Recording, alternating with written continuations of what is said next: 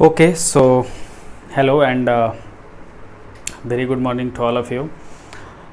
So this is lecture number 2 on atomic physics. So in first lecture, actually we were discussing about the LS coupling and the motive of doing LS coupling is that in CSR NET and GATE exams हमारे questions आते हैं कि find the ground state. They will give you the optical electronic configuration and they will ask to identify which one of the term symbol will represent the ground state for the respective electronic configuration. So आज हम लोग और दो topic पे चर्चा करेंगे. हालांकि LS coupling 2 lecture पे ख़त्म नहीं होगा, इनका लेक्चर का कंटिन्यूएशंस भी और आएंगे इस पे. सो आज के लेक्चर में हम लोग क्या करेंगे, हम लोग जहाँ पे रोका था हमने यहाँ से अभी हम स्प्लिटिंग देखेंगे. स्प्लिटिंग देखने के बाद हम लोग सीखेंगे कि ग्राउंड स्टेट टर्म कैसे पहचानते हैं, term symbol, which one of the following term symbol representing the ground state. और उसके बाद लैंडेजे इंटरवल रूल मैं आपको बताऊँगा आज. और उसके बाद गेट के इस बार के जो एग्ज़ाम हुए थे 2022 का, उसके 2 क्वेश्चंस लेंगे जो इस टॉपिक्स पे थे, उनको सॉल्व करेंगे. और जो एलएस कपलिंग का आगे का लेक्चर है यानी लेक्चर 3, उसमें हम लोग टर्म सिंबल देखेंगे, स्पेक्ट्रोस्कोपिक नोटेशंस देखेंगे डिफरेंट केसेस के लिए, like single electron case, 2 equivalent electron case, more than 1 non equivalent electron case. तो ये सब 3-4 केसेस हैं जो हम लोग फर्दर आगे देखेंगे. और हम लोग सोडियम लाइंस की भी थोड़ी सी चर्चा करेंगे क्योंकि वो सिंगल इलेक्ट्रॉन केस है और बहुत इंपॉर्टेंट है. तो हमने एक एग्जाम्पल लिया था. वो एग्जाम्पल में आपने अगर पहला लेक्चर देखा होगा तो आपको मालूम है. तो हम लोगों ने यहाँ तक कैलकुलेट कर लिया था डिफरेंट टर्म सिम्बल्स, है ना. S इक्वल टू 0 के केस में ये S इक्वल टू 0 केस है, S equal to 0, S equal to 0, S equal to 0. लेकिन डिफरेंट L था, L1, L2, L3, तो उसके कॉरस्पॉन्डिंग J अलग अलग आया और इसके लिए 3 टर्म आए. इन तीनों के कॉरस्पॉन्डिंग 3 टर्म आया, 1P1, 1D2, 1F3. S1 के केस में यानी ट्रिपलेट के केस में भी L1, 2, 3 के लिए हमारे पास इतने सारे टर्म्स आए थे, दिस एंड दिस. अब हम लोग क्या देखने वाले थे, स्प्लिटिंग देखने वाले थे कि ये एक्चुअल में स्प्लिट कैसे होंगे. ठीक, तो चलो इनको मैं रफ करता हूँ, लेकिन इन टर्म सिंबल की मुझे ज़रूरत पड़ेगी. S equal to 0 case, S equal to 1 case. ठीक है,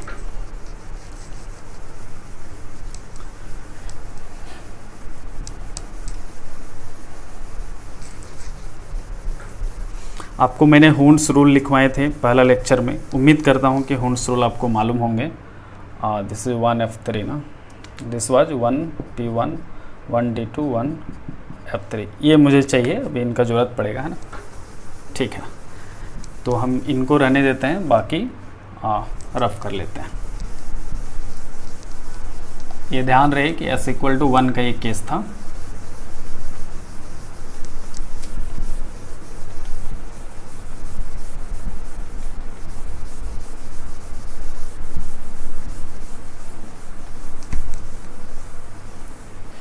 ठीक है, तो सबसे पहले कुलाम्स जब हमारे पास जब आपको पता है हमने एनर्जी का टर्म लिखा था हैमिल्टोनियन का, तो ये है हमारा विदाउट पर्टर्वेशन लाइन है. ये विदाउट पर्टर्वेशन H प्राइम मान लेते हैं पर्टर्वेशन टर्म को. तो विदाउट एनी पर्टर्वेशन ये हमारा एक लाइन दिखता है according to Bohr's model of theory, 1 single line. अब इसी में जब हम लोग फर्दर हमारे पास जब हम इंट्रैक्शन कंसिडर करते हैं तो फर्दर जो हमारी स्प्लिटिंग है ये एक S इक्वल टू 0 के लिए और दूसरा S इक्वल टू ये 1 के लिए. अब आप सोच रहे होंगे कि सर S इक्वल टू 0 और S इक्वल टू 1 केस को आपने अलग अलग क्यों रखा है. तो मैं आपको बता दूं, S इक्वल टू 0 आपको मैंने हुन्स रूल बताया था कि जो हायर S होते हैं उनको नीचे रखा जाता है क्योंकि उनकी लोअर एनर्जी होती है. मैंने आपको हुन्स रूल लिखवाए थे, हायर S यानी कि higher multiplicity has lower energy, है ना. अगर मल्टीप्लिसिटी इसको बोलते हैं 2S + 1, इसको क्या बोलते हैं, मल्टीप्लिसिटी. ठीक, इसको आप ध्यान रखेंगे आज के बाद, स्टार मार्क्स कर लीजिए। जब भी हम मल्टीप्लिसिटी की बात करेंगे तो उसका फॉर्मूला है 2s+1। तो s जितना बड़ा होगा ये मल्टीप्लिसिटी उतना ही बड़ा होगा। तो हमने आपको हुंड्स रूल बताया था कि हायर s यानी higher multiplicity has lower energy, तो इसीलिए उनको मैंने नीचे रखा है। ठीक है, इसका एनर्जी कम होगा। ये एक्चुअली एनर्जी स्केल है, वाई एक्सिस जो है ना, ध्यान रहे आपको कि हम एनर्जी स्केल में बात कर रहे हैं। हालांकि एनर्जी के ऑर्डर यहाँ पे लिख नहीं रहे हैं, मैं आपको बाद में लिखवा दूंगा कि इनकी ऑर्डर क्या होती है डिफरेंट स्प्लिटिंग में एनर्जी की इन इलेक्ट्रॉन वोल्ट, तो बाद में कर लेंगे हम। फिलहाल आपको ध्यान रहे कि ये जो हम डिफरेंस कर रहे हैं एनर्जी है, मतलब जो लाइन जितना ऊपर है उसकी एनर्जी उतना ज़्यादा है। वाई एक्सिस में एनर्जी स्केल है, ध्यान रहे आपको, है ना, बहुत इंपॉर्टेंट है वो भूल गए तो फिर कोई मतलब नहीं कि आप क्या कर रहे हैं, ये क्या ऊपर नीचे। ओके, सो उसके अनुसार हमारे पास देखा था आपने एक s=0 के टर्म्स का केस था और s=1 के केस थे, तो 2 ही s थे, मैंने उनको रख लिया। और हुंड्स रूल के अनुसार आपको याद रखना है हमेशा हायर s को नीचे रखना है। अगर s=2 भी होता, s=2 तो हम यहाँ पे s=2 दिखाते, s=3 और नीचे आते। ठीक है, अब s=0 के केस में ये 3 केस थे, 1 2 3। इनका j वैल्यू क्या था, एक का j वैल्यू 1, एक का j वैल्यू 2, एक का j वैल्यू 3। क्योंकि आपको पता है ना स्पेक्ट्रोस्कोपिक टर्म सिंबल मैंने बताया था 2s+1 Lj। तो राइट साइड पे जो नीचे है वो क्या होता है, सबस्क्रिप्ट j होता है। यानी ये जो टर्म में ये दिख रहा है ये j है, ये 2s, ये s नहीं है, ये पूरा 2s+1 मल्टीप्लिसिटी इंडिकेट कर रहा है। ये 1 क्या है, 2s+1 मल्टीप्लिसिटी है ना, ठीक है ना, और ये नीचे वाला j है। तो s=0 के लिए 3j है।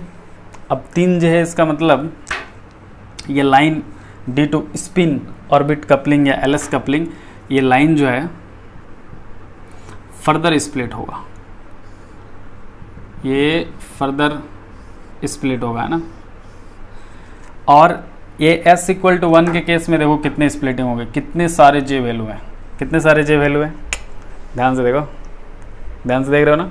हाँ, j वैल्यू कितने हैं, 0 1 2, 3 ही है, तो ये 3 ही j वैल्यू होंगे।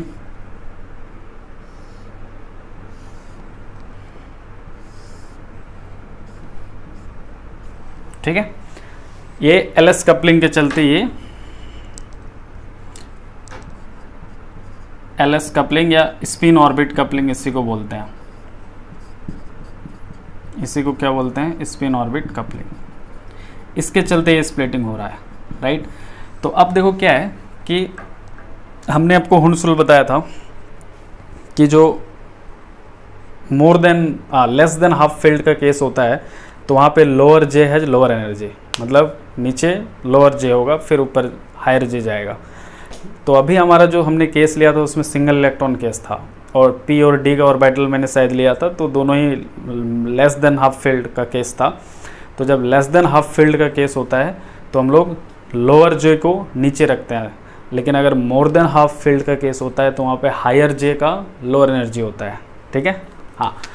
तो अभी हम लोग इनके 3 टर्म है ना, 1p1, 1d2, 1f3, किसको कहाँ रखेंगे बताओ। हमें अभी क्या है, ये लेस देन हाफ फील्ड का केस है, लेस देन हाफ फील्ड का केस है, तो हमें क्या करना पड़ेगा कि जो हमारे ये लोअर j के टर्म है वो नीचे होंगे। यानी ये जो टर्म है ये है एक्चुअली 1p1, ये है 1d2, ये है 1f3। देखो lower j has lower energy, इसका लोअर एनर्जी है, इससे ज़्यादा एनर्जी इसका है, इससे ज़्यादा एनर्जी इस लेवल का है, क्योंकि j वैल्यू बढ़ते जा रहा है 1 2 3।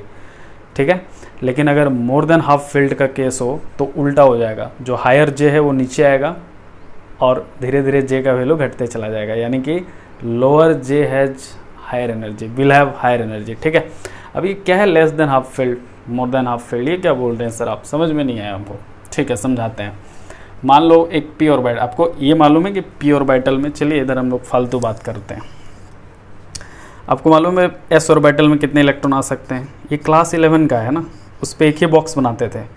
p ऑर्बिटल के लिए मालूम है आपको हम 3 बॉक्सेस बनाते थे, d ऑर्बिटल के लिए हमको 5 बॉक्सेस चाहिए होता था, 1 2 3 4 5, f के लिए 7 चाहिए होता था, है ना, 1 2 3 4 5 6 7। ठीक, s में कितने इलेक्ट्रॉन, मैक्सिमम 2, इसमें मालूम है मैक्सिमम कितने इलेक्ट्रॉन आ सकते हैं, 6, इसमें कितने आ सकते हैं मैक्सिमम, सबको मालूम है 5 दूना 10 आ सकते हैं, और f में कितने आ सकते हैं 14 आ सकते हैं। मालूम है या नहीं बोलो? हाँ सर इतना तो मालूम है, ये हमने क्लास 11 में बचपन में पढ़ा था सर। अब देखो अगर इसमें एस ऑर्बिटल के केस में इसमें लेस देन हाफ फील्ड का कोई मतलब नहीं, क्योंकि हाफ फील्ड किसको बोलते हैं, फुल फील्ड किसको बोलते हैं। अगर पूरा फुल है तो इसको फुल फील्ड बोलते हैं। हाफ फील्ड का मतलब आधा है, इसकी कैपेसिटी 2 है, लेकिन अगर 1 हो जाए तो ये हाफ फील्ड हो गया। इससे नीचे ये नहीं जा सकता, क्योंकि लेस देन हाफ फील्ड होने का मतलब क्या है कि 1 इलेक्ट्रॉन से भी कम इलेक्ट्रॉन है, तो क्या 0.5 इलेक्ट्रॉन रहेगा? That is not possible. तो इसमें हम लोग एस ऑर्बिटल केस में उसके हम लोग जिक्र नहीं करते हैं, लेस देन हाफ फील्ड और मोर देन हाफ फील्ड, ठीक है, वो खुद में ही ग्राउंड स्टेट हो जाएगा, ठीक। तो ये एक्सेप्शनल है बाबा, इसको रहने दो, इसमें हाफ फील्ड का बात नहीं करेंगे। इधर देखो, यहाँ देखो, यहाँ मजा आएगा। इसकी कैपेसिटी पी ऑर्बिटल की 6 इलेक्ट्रॉन है। अब अगर इसमें से आधा इलेक्ट्रॉन निकाल दें, इसको क्या बोलोगे? Half field. 3 इलेक्ट्रॉन को क्या बोलोगे? हाफ फील्ड, मतलब आधा फील्ड है, भरा हुआ है, आधा भरा हुआ है ना, आधा भरा हुआ है।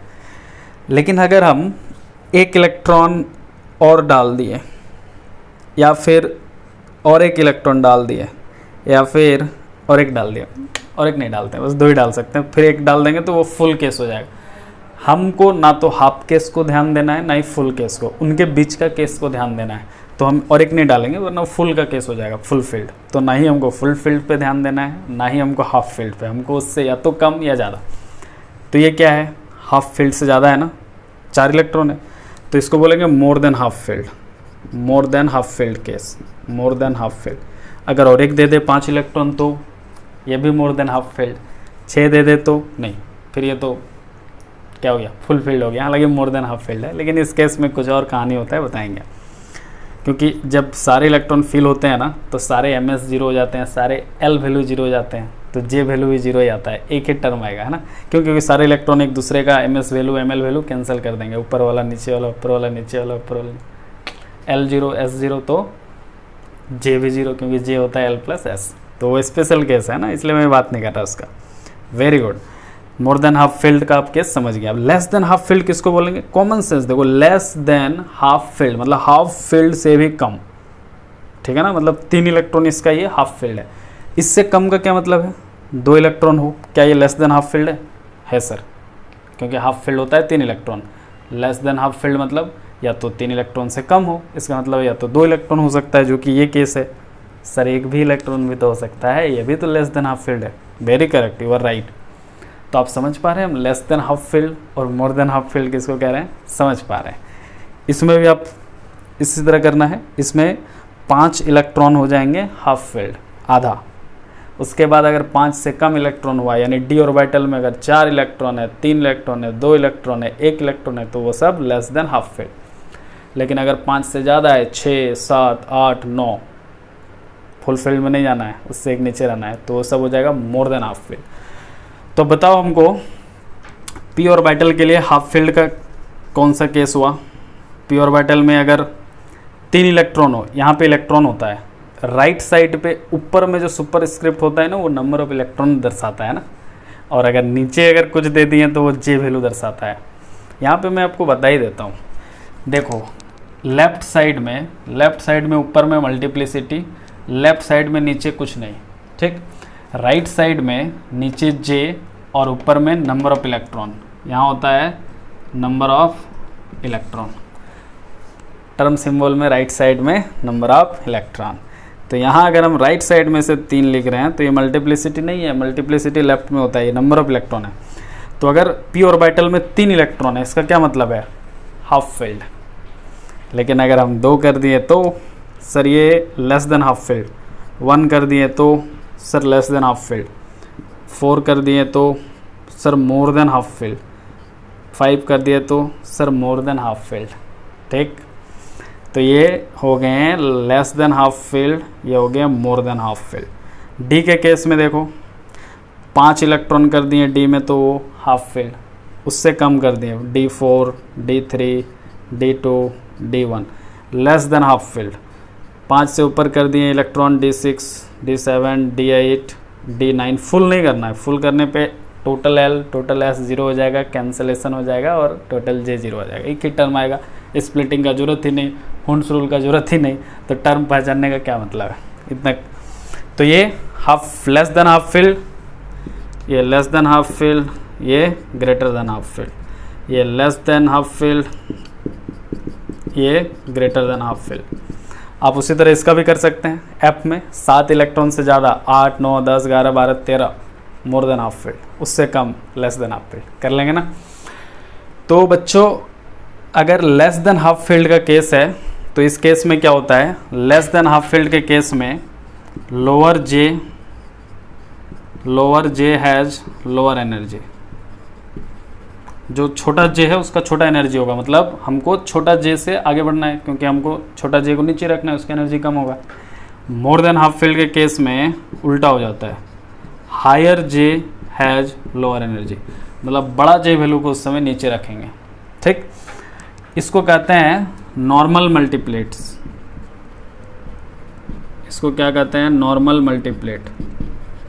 और इसको कहते हैं इन्वर्टेड, उल्टा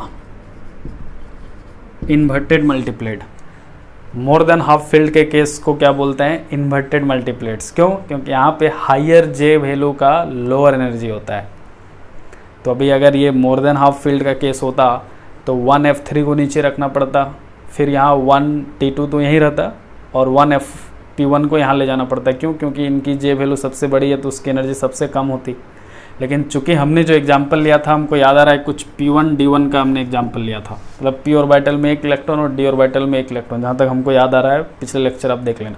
तो दोनों ऑर्बिटल में 1-1 इलेक्ट्रॉन था, और 1-1 इलेक्ट्रॉन किसका केस है, D1 less than half field, P1 less than half. 1 electron तो लेस देन हाफ फील्ड से भी कम ही इलेक्ट्रॉन है, कॉमन सेंस है, तुरंत तुम पकड़ लिया 1 इलेक्ट्रॉन, हाँ लेस देन हाफ। तो लोअर जे है लोअर एनर्जी, तो फिर छोटा जे, इसलिए देखो P1 then D2 then F3, increasing जे में जा रहे हैं।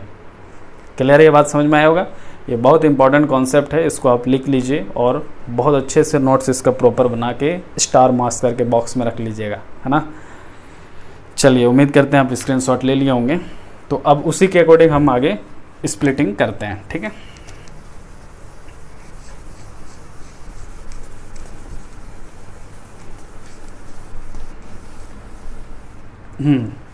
जब LS कपलिंग हो गया तो ये टूट गए हैं, ठीक है।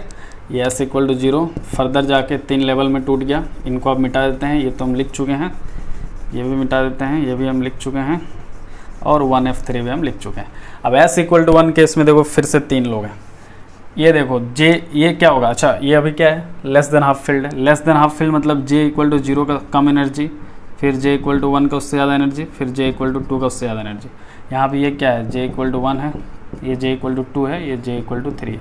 चूँकि यहाँ पे J 1 2 3 था, यहाँ पे J का वैल्यू क्या क्या अलाउड वैल्यू है, देखो 0 1 2 0 1 2 0 1 2, इसका मतलब J का 3 ही वैल्यू है, एक 0 है, एक 1 है, एक 2 है ना, एक 0 है, एक 1 है, एक 2 है, तो 0 1 2, ठीक है। अब लेस देन हाफ फील्ड है तो छोटा J का एनर्जी सबसे कम होगा, तो हम लोग को छोटा J से बड़ा J की ओर सजाना है। मोर देन हाफ फील्ड का केस होता तो हम बड़ा J से छोटा J की ओर सजाते, ठीक। अब J = 0 में कौन कौन टर्म है, 3p0 3d0 3f0, 3p0 3d0 3f0, ठीक है ना। J = 1 में कौन कौन है, 3 टर्म है, 3p1 3d1 3f1, यहाँ भी 3 टर्म आएगा, 3p2 3d1 sorry 3d2 3f2।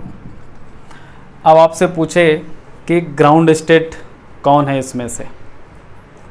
अच्छा, ये जो 3 है एक्चुअली ये कपार पे लिखना चाहिए, आगे जो 3 होता है ना, यहाँ पे इसे बराबर में L के बराबर में जो ये तो 2s+1 उसके कपार पे ऊपर पे यहाँ है, लेकिन बराबर पे जो वैल्यू होता है ना 2 3, वो प्रिंसिपल क्वांटम नंबर n को बताता है। ये क्या है, अगर बराबर पे हम लिख दे कोई वैल्यू तो वो उसका हो जाएगा प्रिंसिपल क्वांटम नंबर n, ठीक है। तो यहाँ देखो ऐसे 3 लिख दिए हैं, थोड़ा ऊपर में कपार में लिखना चाहिए, ऐसे मल्टीप्लिसिटी इनका 3 है तो यहाँ 3 लिखना चाहिए, वरना अगर बराबर में लेवल में 3 लिख देंगे तो उसका मतलब हो जाएगा principal quantum number, third orbital की वो बात हो जाएगी, है ना, जो कि सही नहीं है, दोनों अलग अलग चीज़ है, ठीक है। आपका कपार में 3 है, इसका मतलब मल्टीप्लिसिटी इनका 3 है। तो ये हो गया हमारा ग्राउंड स्टेट, ये जो टर्म्स है ये क्या है हमारे ग्राउंड स्टेट है। ये जो है हमारे क्या है बच्चों ग्राउंड स्टेट है। क्यों? क्योंकि तुम ग्राउंड स्टेट किसको बोलते हो? पोटेंशियल वेल बनाओ, याद है क्वांटम मैकेनिक्स, ऐसे ऐसे एनर्जी लेवल्स होते हैं ना, तो सबसे नीचे वाला लेवल तुम्हारा ग्राउंड स्टेट होता है। यहाँ पे तो ये वाई स्केल एनर्जी का इंक्रीजिंग ऑर्डर है, तो 1 लेवल 2 लेवल 3 4 5 6, सबसे नीचे कौन है? ये तो ये ग्राउंड स्टेट है। These are the ground state term. ठीक है, समझ पा रहे ग्राउंड स्टेट कैसे निकालना है? बहुत बढ़िया, उम्मीद करते हैं कि आप समझ गए होंगे। ठीक, ओके वेल, चलिए इसको अब मैं रब करता हूँ। आप ग्राउंड स्टेट टर्म निकालने समझ गए। This is ground state term symbol. बहुत बढ़िया, ओके। तो ये मेरा टास्क था आपको ग्राउंड स्टेट टर्म निकालना, और आप समझ गए होंगे कैसे निकाला जाता है। ठीक है,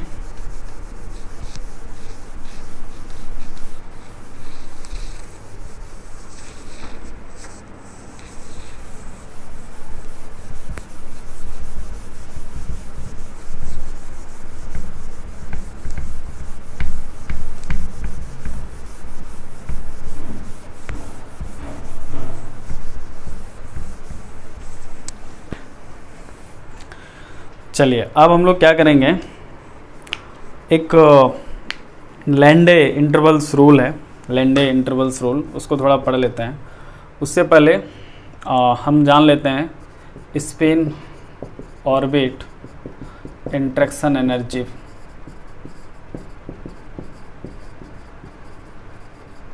स्पिन ऑर्बिट इंटरेक्शन एनर्जी, ये स्पिन ऑर्बिट इंटरेक्शन एनर्जी क्या होता है आपको मालूम है? स्पिन ऑर्बिट ये होता है L डॉट एस, ये स्पिन ही ऑर्बिट, इनका इंटरेक्शन L डॉट एस है ना। एक कांस्टेंट आता है यहाँ पे, let's say this constant is A। Constant को क्या मान लिया हम लोगों ने? A मान लिया। तो ये हमारा energy L dot S, spin orbit interaction energy जो E है वो आता है some constant A L dot S. बहुत बढ़िया। J क्या होता है बच्चों? L प्लस एस, ये होता है ना। यहाँ से आप क्या करो, J डॉट J करो, J डॉट J क्या मिलेगा? J डॉट J करेंगे तो क्या मिलेगा? L plus S dot L plus S. L dot L mod L का square, S dot S mod S का square plus 2 time L dot S, क्योंकि डॉट प्रोडक्ट है L डॉट S और S dot L दोनों बराबर हो जाएगा, तो 2 time L dot S। J dot J क्या हो जाएगा? मॉड ऑफ J का स्क्वायर।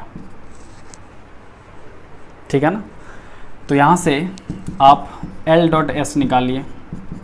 L डॉट S कितना आ जाएगा यहाँ से? मॉड ऑफ J का square minus mod of L का square minus mod of S का स्क्वायर डिवाइडेड बाय 2। बहुत बढ़िया आएगा ना।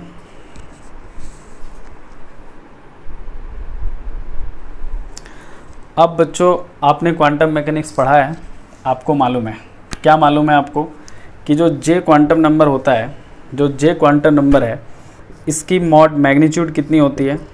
याद है आपको? J प्लस 1 H क्रॉस, ये होती है ना स्क्वायर। S का क्या होता है? S plus 1 H cross square. L की क्या होती है magnitude? L plus 1 H cross square. ये सही लग रहा है? ये होता है शायद लाइक दिस।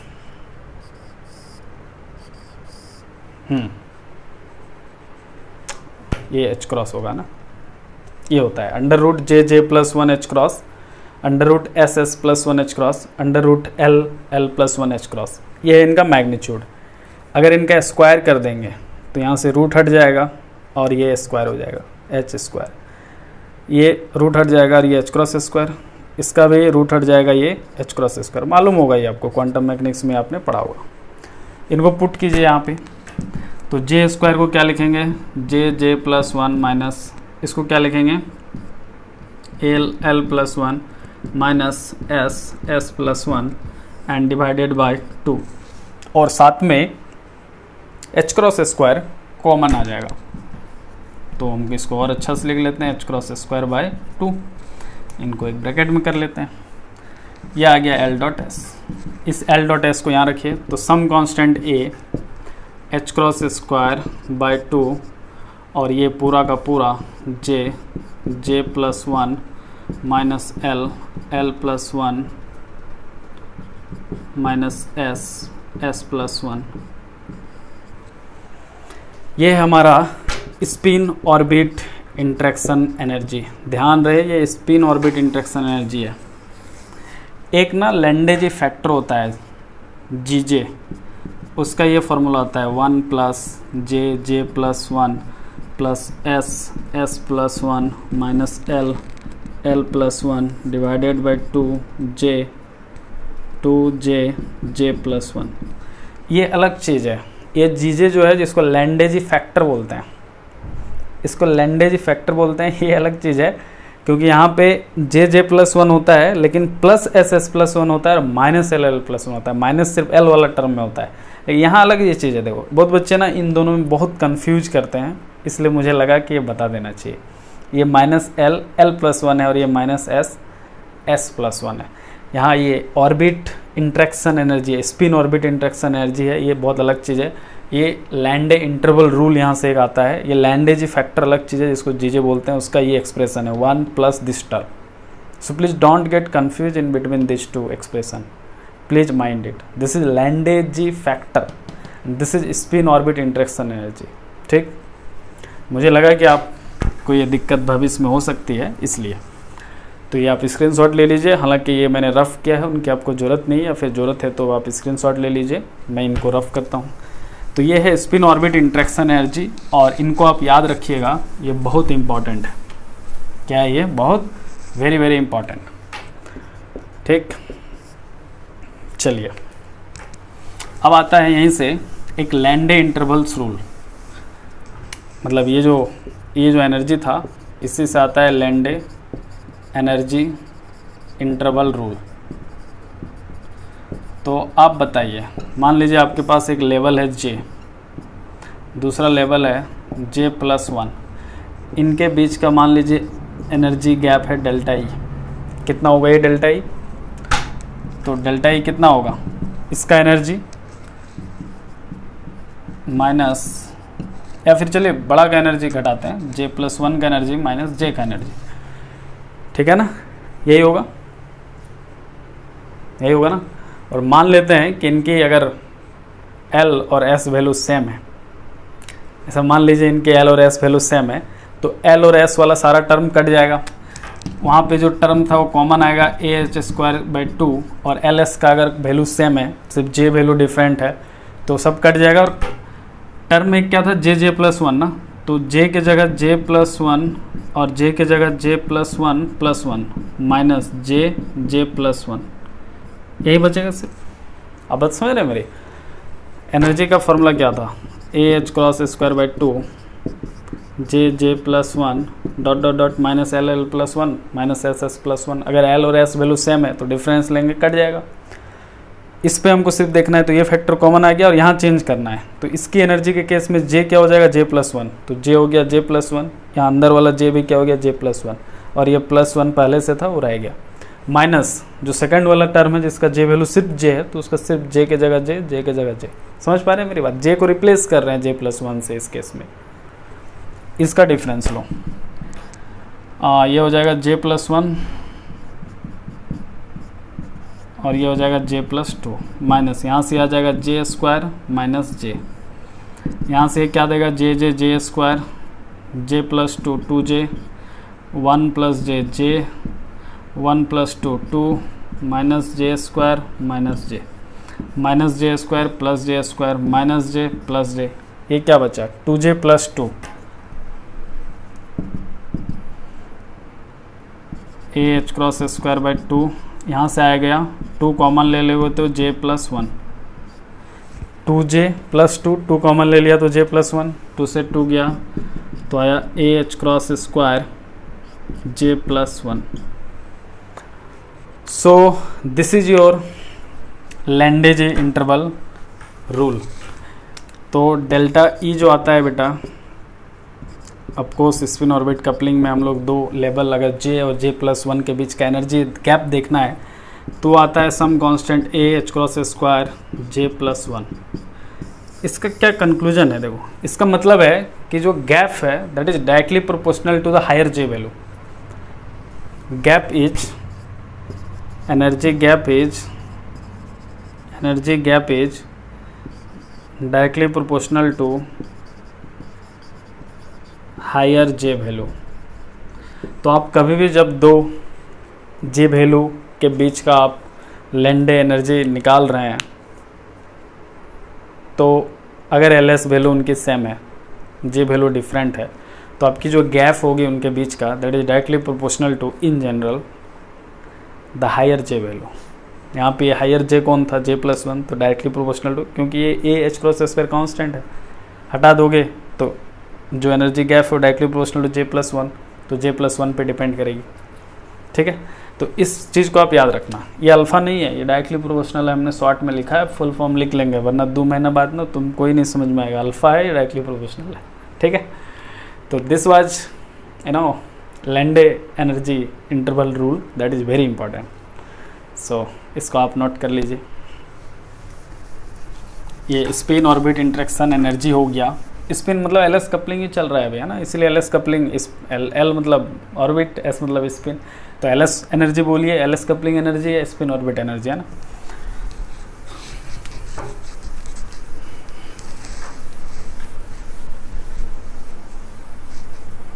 अब इस पे क्या है कि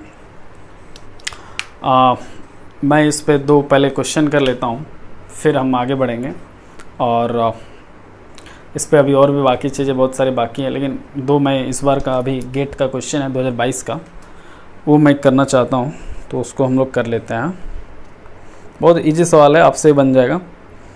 हालांकि बच्चों को इस बार का गेट का पेपर टफ लगा था, लेकिन वास्तविकता ऐसा नहीं है। वेरी गुड, क्वेश्चन मिल गया। क्वेश्चन क्या है? ये गेट 2022। हाँ, an excited state of calcium atom, an excited state of calcium atom is, उसका इलेक्ट्रॉनिक कन्फिग्रेशन दिया है मैग्नीशियम ब्रैकेट बंद 3p5 4s2 3d1। ओके, अब आपसे पूछा है the spectroscopic terms corresponding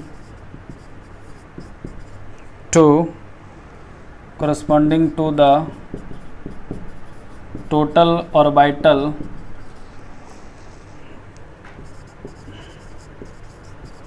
angular momentum r। पता नहीं ये शायद MCQ है या नहीं, MCQ नहीं है, MSQ है, सॉरी MSQ नहीं है, MCQ है ना। SPD PDF PD SP। बहुत ही आसान क्वेश्चन है। एक कैल्शियम का एक्साइटेड स्टेट का इलेक्ट्रॉनिक कन्फिग्रेशन दे रखा है और बोला है कि टोटल, देखो ऑर्बिटल किससे डिसाइड होता है? आपको स्पेक्ट्रोस्कोपिक टर्म का फॉर्मूला मालूम है, 2s+1 LJ। यहाँ पे होता है प्रिंसिपल क्वांटम नंबर n और यहाँ पे होता है नंबर ऑफ इलेक्ट्रॉन। ये आपको पता है, इतना मैंने बताया है ना। तो जो ऑर्बिटल है वो किससे डिसाइड होता है कि S ऑर्बिटल होगा कि P होगा कि D? ये होता है एंगुलर मोमेंटम L से, आपको मालूम है। L = 0 मतलब S ऑर्बिटल, L = 1 मतलब P ऑर्बिटल, L = 2 मतलब D और L = 3 मतलब F। तो इसीलिए इसने बोला है, इसको एक्चुअली सिर्फ ऑर्बिटल चाहिए था, इसलिए इसने बोल दिया है कि the spectroscopic term corresponding to the total orbital angular momentum.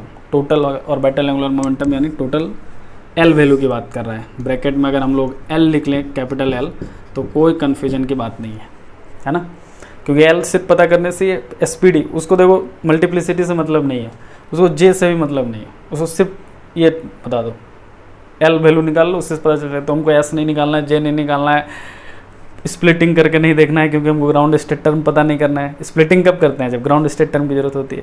हम तो सिर्फ एल निकालो, फटाक से टर्म पता चल जाएगा, टोटल एल निकालो, फटाक से टर्म पता चल जाएगा, काम होगी।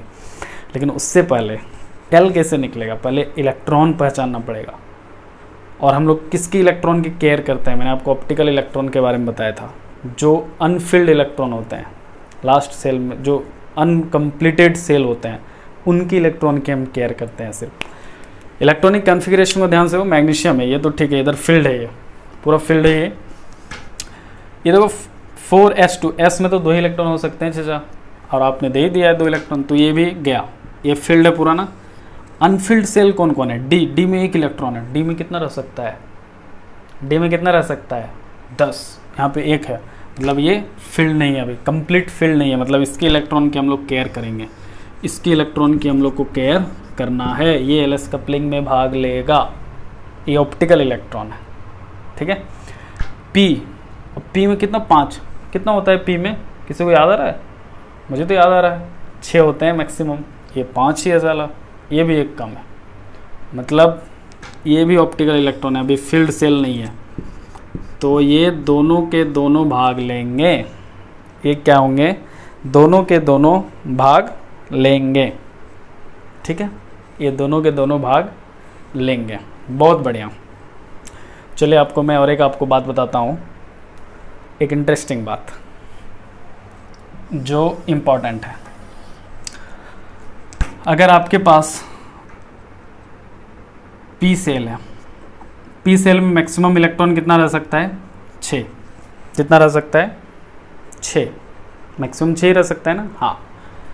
तो जो मैक्सिमम रह सकता है, अगर आपको P5 मिल गया तो इसको आप लिख सकते हैं P मैक्सिमम माइनस जो है वो, तो ये P1 आ गया। इसका मतलब है P5 और P1 का काम बराबर होगा, LJ ये सब में उनका कंट्रीब्यूशन बराबर होगा।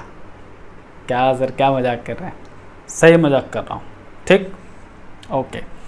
खैर हमें उतनी दूर जानी ही नहीं थी, उतनी दूर जाने की नौबत नहीं आएगी, लेकिन फिर भी मैं आपको बता दे रहा हूँ, ठीक है। और अगर मान लीजिए कभी आपको D8 मिल गया तो 8 इलेक्ट्रॉन का केयर करने की ज़रूरत नहीं है, 2 इलेक्ट्रॉन की केयर कर लो। सर वो कैसे करेंगे? बहुत बढ़िया, मैं बताता हूँ। या मान लो हाँ 8 इलेक्ट्रॉन मिल गया, तो इसके लिए आपको क्या करना है? इसको आप इसे भी लिख सकते हो, डी में मैक्सिमम कितना इलेक्ट्रॉन रह सकता है? 10। तो 10 इलेक्ट्रॉन माइनस ये अभी कितना दिया हुआ है? 8, तो D2 आ गया। इसका मतलब D8 और D2 का काम क्रिया बराबर होगा। तो हम D8 का काम क्रिया क्यों करें? 8 इलेक्ट्रॉन लेके क्यों माथा पची करें? 2 इलेक्ट्रॉन पे काम करेंगे ना, अगर चीज़ें सेम आएंगे। तो ये आप ट्रिक समझ रहे हो? Maximum number of electron minus जो भी नंबर ऑफ इलेक्ट्रॉन दिया हुआ है उसको घटा दो, उससे जो छोटा टर्म आएगा ना वो भी उसी का काम करेगा। जैसे मान लो तुमको अभी यहाँ पे ये D9 रहता, कितना बड़ा टर्म है, 9 इलेक्ट्रॉन का केयर करना है तुमको, है ना। क्यों करें हम 9 इलेक्ट्रॉन का केयर? हम लिख देंगे D9 को D, टोटल इस पर कितना रह सकता है? 10। अभी कितना दिया है? 9। तो टोटल जितना रह सकता है और अभी जितना दिया है उसको सब्ट्रैक्ट करोगे तो आ जाएगा D1। मतलब D9 को D1 मान के आप काम कर सकते हो, ठीक है। फिलहाल खैर 1 दिया है। 3P5 को क्या लिख सकते हैं? 3P1 लिख सकते हैं, और ये 3D1। क्योंकि यार 2 नंबर का क्वेश्चन है, इतना 5 इलेक्ट्रॉन को थोड़ा खटवाएगा आपको, हैं उतना नहीं मेहनत करवाएगा। ट्रिक दिया था इधर भी, उसको पकड़ना था आपको, नहीं पकड़ते तो भी काम हो जाता। मैं तो अभी बाय रूल जा रहा हूँ, विदाउट रूल ट्रिक पे बताऊँगा इसका, 1 सेकेंड में बना सकते थे आप। अब देखो पी सेल में 1 इलेक्ट्रॉन है, यहाँ पे 1 इलेक्ट्रॉन अब हो गया, यहाँ भी 1 इलेक्ट्रॉन है, 1 इलेक्ट्रॉन यहाँ हो गया, 1 इलेक्ट्रॉन यहाँ। हमको एल सिर्फ पता करना है, अदर की केयर नहीं करेंगे हम। ये इलेक्ट्रॉन कहाँ पे है? ये इलेक्ट्रॉन चचा कहाँ पे है? पी ऑर्बिटल में। तो इनकी जो एंगुलर मोमेंटम होगी वो कितनी होगी? पी ऑर्बिटल की एंगुलर मोमेंटम 1, एस की 0, पी की 1। ये चचा डी में है, ये चचा अगर डी में है तो इनकी कितनी होगी एंगुलर मोमेंटम? 2। इसको 1 मान लेते हैं L1, इसको L2 मान लेते हैं, क्या दिक्कत है, फॉर सिंप्लिसिटी।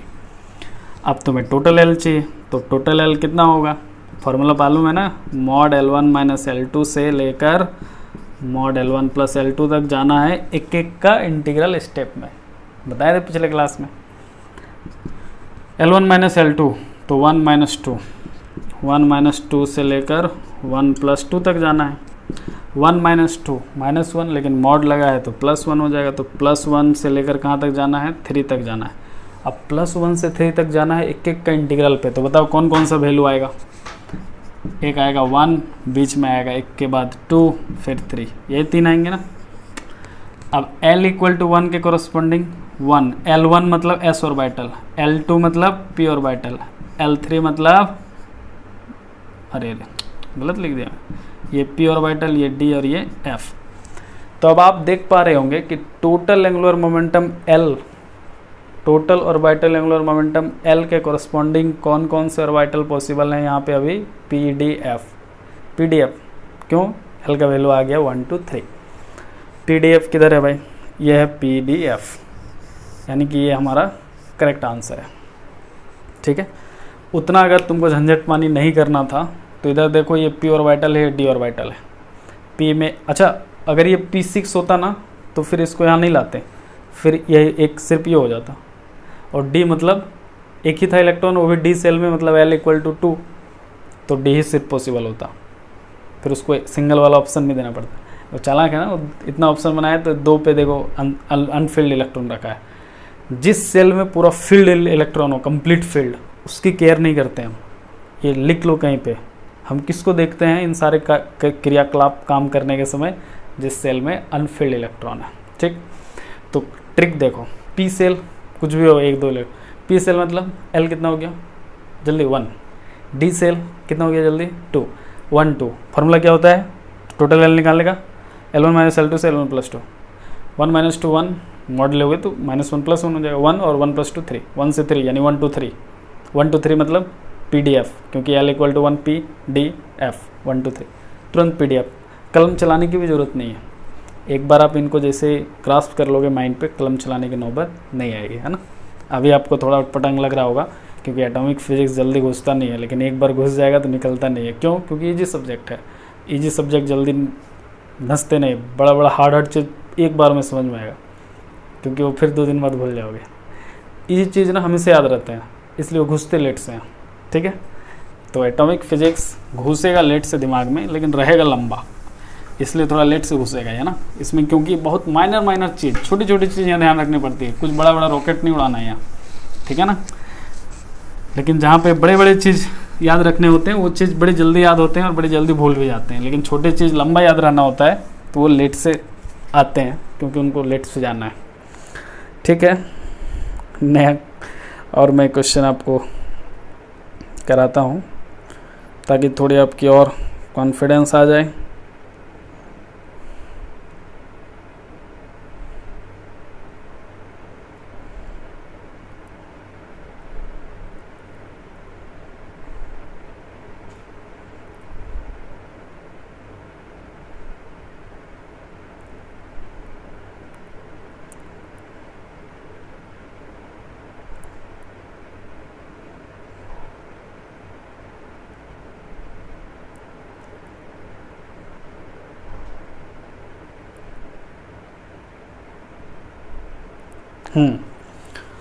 बहुत बढ़िया question,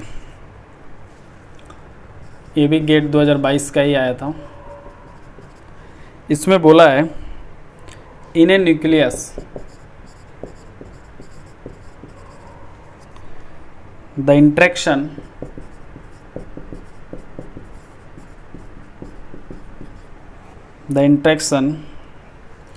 VSO L dot S is responsible for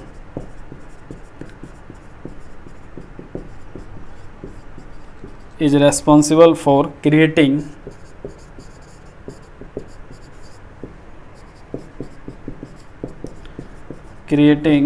spin orbit doublets. आपसे पूछा है द एनर्जी, ये भाषण दे रहा था, फिजिक्स बता रहा था, क्वेश्चन अब शुरू हो रहा है ना, कंफ्यूज मत होना। The energy difference between P1/2 and P3/2 states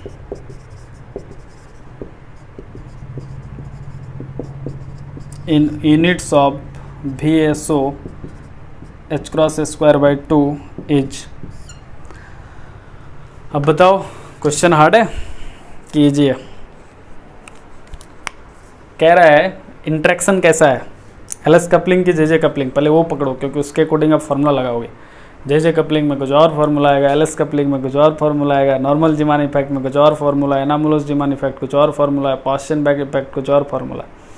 जैसे जैसे इंट्रैक्शन चेंज होगा, हैमिल्टोनियन में एक्स्ट्रा टर्म जुटेगा तो उसके कोरस्पॉन्डिंग इंट्रैक्शन एनर्जी का फार्मूला कुछ और आएगा, हाइपर फाइन स्प्लिटिंग एनर्जी का कुछ और फार्मूला। ठीक है, तो एटॉमिक फेज का क्वेश्चन सॉल्व करते समय जो बहुत महत्वपूर्ण बात है वो ये है कि आपको ध्यान रखना है कि आप किस इंट्रैक्शन तक का इस क्वेश्चन में कंसिडरेशन कर रहे हैं, क्योंकि आप इंट्रैक्शन को एडअप करते चले जाएंगे तो फार्मूला में एक्स्ट्रा हैमिल्टोनियन में टर्म एडअप होते चला जाएगा तो एनर्जी का फार्मूला मॉडिफाई होते चला जाएगा। समझ रहे हैं ना इतना? तो इंट्रैक्शन पकड़ना बहुत ज़रूरी है, क्योंकि आप इंट्रैक्शन पकड़ लेंगे तो आप फिर उसके कोरस्पॉन्डिंग उतना ही दूर तक में जो फार्मूले हैं उनको यूज करेंगे। आप और एक एनर्जी इंट्रैक्शन और बढ़ा दिए कोई टर्म तो उसका भी तो एक्स्ट्रा टर्म एनर्जी फार्मूला में जुटेगा, तो आपको उसकी केयर करनी पड़ेगी। फिलहाल इन nucleus the interaction VSO L.S, L.S का मतलब क्या हो गया? Spin orbit. पकड़ लिया ना? हाँ, अब देखो हमने एक फैक्टर ए लिया था, ए लिया था ना हमने फैक्टर, इसे L.S ए कॉन्स्टेंट ए लिया था, इसने VSO लिया है स्पिन ऑर्बिट, एस स्पिन ओ मतलब ऑर्बिट, और ये कांस्टेंट फैक्टर ए की जगह पे VSO लिया है, हमने ये लिया था, ये VSO लिया है, बस इतना फ़र्क है। ठीक है, इसीलिए हमारा जो एनर्जी का टर्म आया था वो A(h×2/2 और सम फैक्टर आया था। ये भी देखो बोला है the energy difference in units of VSO h×2/2, ए की जगह देखो VSO h×2/2, तो इसके टर्म्स में कितना एनर्जी आएगा, ठीक है, वो बतानी है। तो some constant VSO L.S is responsible creating spin orbit doublets. ठीक, आगे क्वेश्चन बोला the energy difference between P12 and P3/2 state in units of VSO h×2/2 is. आप मुझे एक बात बता सकते हैं इसका आंसर कितना इजी है? कितना इजी है? देखो देखो ये क्या है, जल्दी बताओ। अरे शर्माओ नहीं, ये है P3/2, ये है P1/2, क्योंकि देखो कुछ नहीं है ना, मतलब यहाँ पे एक इलेक्ट्रॉन है, कुछ नहीं मतलब एक इलेक्ट्रॉन है, और P सेल में एक इलेक्ट्रॉन का क्या मतलब हुआ? मोर देन हाफ फील्ड या लेस देन हाफ फील्ड?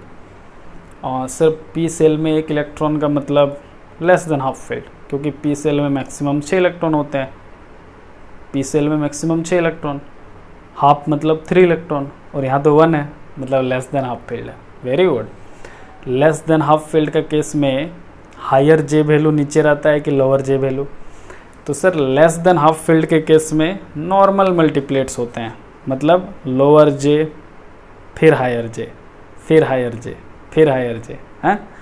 लेकिन जब मोर देन हाफ फील्ड का केस होता है तो उल्टा हो जाता है, पहले हायर जे फिर लोअर जे लोअर जे लोअर जे लोअर जे। फिलहाल क्या है बेटा? कुछ नहीं, मतलब एक इलेक्ट्रॉन है, लेस देन हाफ फील्ड, चूंकि ये क्या है अभी लेस देन हाफ फील्ड है, इसका मतलब समझ रहे हो? Less than half field. अच्छा, मुंह खुला है मतलब क्या हो गया? अरे क्या है इसका मतलब? क्या है भाई, ये सही है क्या? लेस देन हाफ फील्ड है ग्रेटर देन? ये पता नहीं यार, मैं सिंस ये लिख देता हूँ। चलो, लेस देन हाफ फील्ड है, लेस देन हाफ फील्ड है तो छोटा जे नीचे होगा, बड़ा जे ऊपर होगा। ये डुप्लेट्स है, डुप्लेट्स स्पिन ऑर्बिट डुप्लेट्स कह रहा है, मतलब दो लाइन, दो स्प्लिटिंग हो रहा है, एक कोई लाइन इधर से आ रहा होगा जो ये स्प्लिट हो रहा है डुप्लेट्स में। ठीक है, इनके बीच का एनर्जी गैप मैंने तुम्हें अभी अभी बताया था कि जो हमारा एनर्जी होता है गैप, जिसको क्या बोलते हैं? Lende energy interval rule. Lende energy interval rule जो होता है EL.S, वो कितना आया था? 2 टाइम सम कांस्टेंट ए, और 2 कट गया था ना,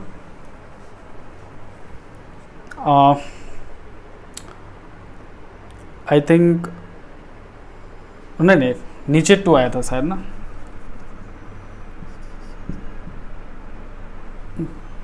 ऊपर में 2 था या नीचे 2 था, आई एम गेटिंग कंफ्यूज। चलो निकाल ही लेते हैं और क्या। जो एनर्जी है ये डायरेक्टली, ये क्या कितना थी, एल डॉट एस की जो एनर्जी आई थी वो आई थी हमारा ए और एच क्रॉस स्क्वायर बाय 2 और ये J plus 1 minus S plus 1 minus L plus 1। तो हमको देखो पी ऑर्बिटल ये भी है, पी ऑर्बिटल ये है, दोनों की सेम एल होगी तो कैंसिल हो जाएगा, दोनों का डिफरेंस लेना है ना इनकी। तो सेम पी मतलब एल वैल्यू सेम है तो एल वैल्यू वाली टर्म खत्म, एक इलेक्ट्रॉन इस एस हाफ, तो ये टर्म की हमको कैंसिल नहीं करनी है, मतलब केयर नहीं करनी है, हमको सिर्फ इस टर्म की केयर करनी है। और इस टर्म की केयर करने में आपको मालूम है कि जो हमारा एनर्जी होता है, जो हमारा एनर्जी है that is what, directly proportional to higher J value.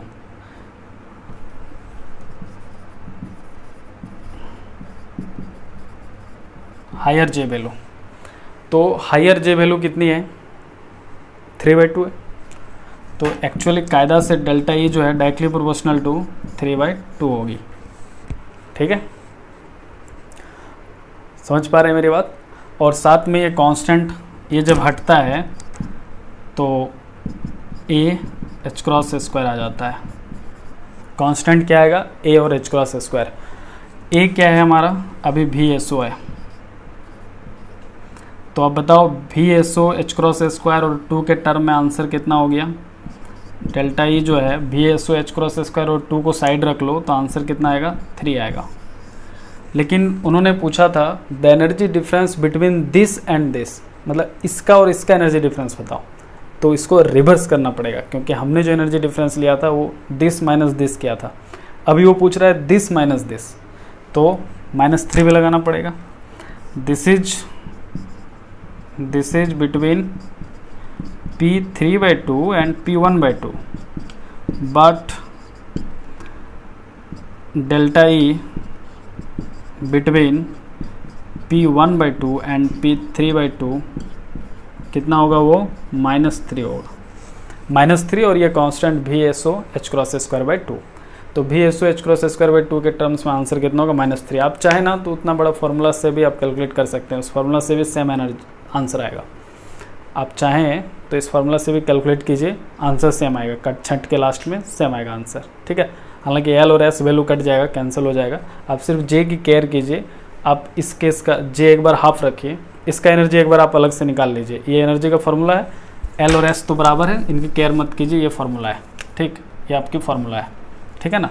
तो आप क्या कीजिए, जे इसकी पहले निकालिए, जे हाफ रख के, फिर जे 3/2 रख के निकालिए, दोनों से जो आंसर आएगा उसको सब्ट्रैक्ट कीजिए। किसमें किसको कीजिएगा, इसमें घटाना है इसको, क्योंकि बोला है energy difference between this and this, not this and that, क्योंकि उससे एक माइनस का फर्क आएगा। और इसने मैग्नीट्यूड से इतना ही पूछा है एनर्जी डिफरेंस का, डायरेक्ट एनर्जी डिफरेंस पूछा है।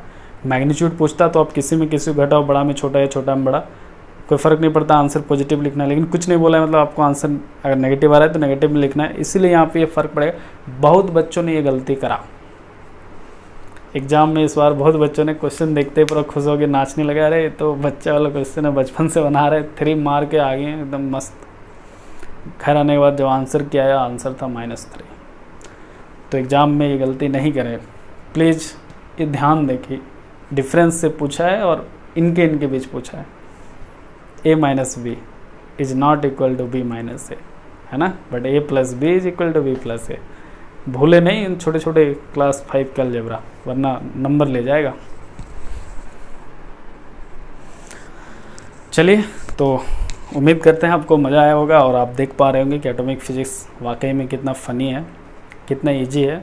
बस यहाँ पे कुछ छोटे छोटे रूल्स हैं जिनको आपको केयर करनी है, 10-12 रूल्स हैं यकीन मानिए अगर आप उन रूल्स को याद कर लिए तो आपकी चीज़ें बहुत आसान हो जाएंगी। और मैं आपको अंत में एक बार एटॉमिक फिजिक्स सारे ख़त्म होने दो, मुझे जो जो पढ़ाने हैं, उनके बाद मैं एक समरी बनाऊंगा। उस समरी में मैं आपको 1-2 पेज में सारा रूल्स एक नंबर स्टार्टिंग से लिखवा दूंगा लास्ट तक।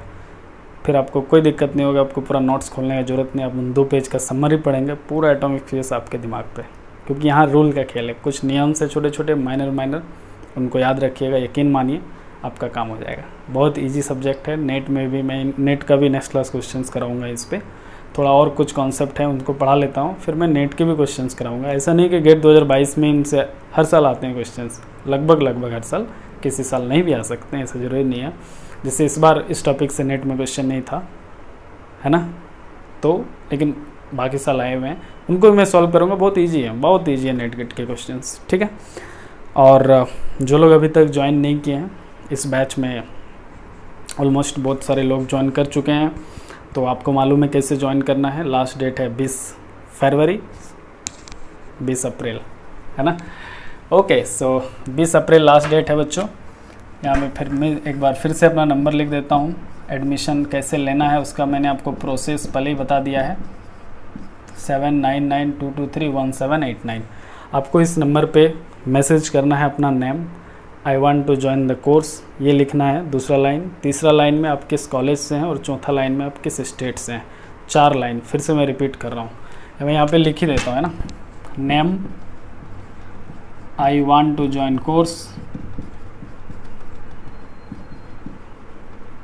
ठीक है। कॉलेज, आप किस कॉलेज में एमएससी कर रहे हैं, या अभी जस्ट पास आउट हुए हैं तो कोई बात नहीं। और स्टेट, आप किस स्टेट से हैं, ठीक है। कोर्स की फ़ी है सिर्फ 5000। 20 अप्रैल के बाद इसी कोर्स की फ़ी 10,000 हो जाएगी या 8,000 हो जाएगी, तो आपके एक्स्ट्रा 3 या 5,000 लग जाएंगे। मैं ये नहीं चाहता, ऑलरेडी मैंने 10 दिन का टाइम दिया बच्चों को एडमिशन लेने का। चलिए ठीक है, उम्मीद करते हैं अगर आपको हमारे लेक्चर्स अच्छे लगते हैं, अगर आप हमसे समझ पाते हैं, तो ये क्रैश कोर्स बहुत ही इंटरेस्टिंग होगा।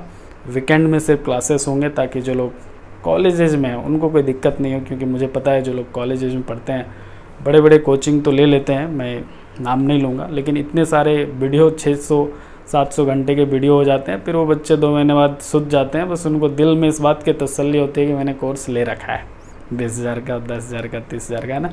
मेरा वो लक्ष्य नहीं है। मेरा लक्ष्य ये है कि मैं आपको 10 दूँ तो आप 10 टिप्स पे हो आपकी, रादर देन ये कि मैं आपको पढ़ा रहा हूँ 100%, एग्ज़ाम नहीं निकल रहे हैं क्योंकि आप बचा ही नहीं पा रहे हैं 100%। तो बहुत सारे कोचिंग्स ये जो बड़े बड़े चालाकियाँ करते हैं, बच्चे समझ नहीं पाते हैं, रिजल्ट्स नहीं आते हैं। रिजल्ट्स तो 10-20 के ही आते हैं, और उनके आते हैं जो कायदा से सेलेक्टिव होके पढ़ते हैं, बेल टाइप का नहीं, झुंड में घुस गए हैं।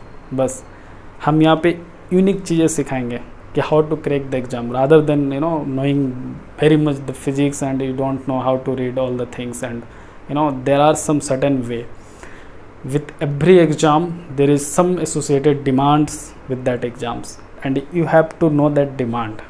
आपको हर एक एग्ज़ाम की एक प्रवृत्ति है, एक प्रकृति है, एक डिमांड है, उसको आप अगर समझ लिए, यकीन मानिए इस एक दुनिया में एग्ज़ाम निकालना गेम है, एक लॉजिक है, रीजनिंग है।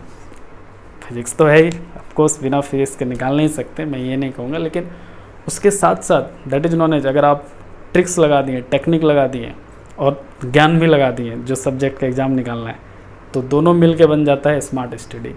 That is the concept of smart study, ठीक है। चलिए ज्वाइन करना है, फटाफट मैसेज कीजिए। आज ऑलरेडी 17 तारीख हो गया, आपके पास 2-3 दिन है। अब मिलते हैं किसी नए टॉपिक के डेमो क्लास के साथ। तो एटॉमिक फिजिक्स के 2 डेमो क्लास हो गए हैं। उम्मीद करता हूँ कि आज शाम तक मैं किसी एक अदर टॉपिक का आज ही एक डेमो बना के अपलोड कर सकूँ, संडे को ही, आज संडे है। और अगर मैं मंडे ट्यूसडे को समय मिला तो 3rd टॉपिक पे एक डेमो बनाऊँगा, वरना आज मैं थर्मोडाइनमिक्स और स्ट्रिट मैक पे या फिर क्वांटम मैक पे मैं आज डेमो बनाने जा रहा हूँ। मिलते हैं नेक्स्ट क्लास में। Tata, bye, see you.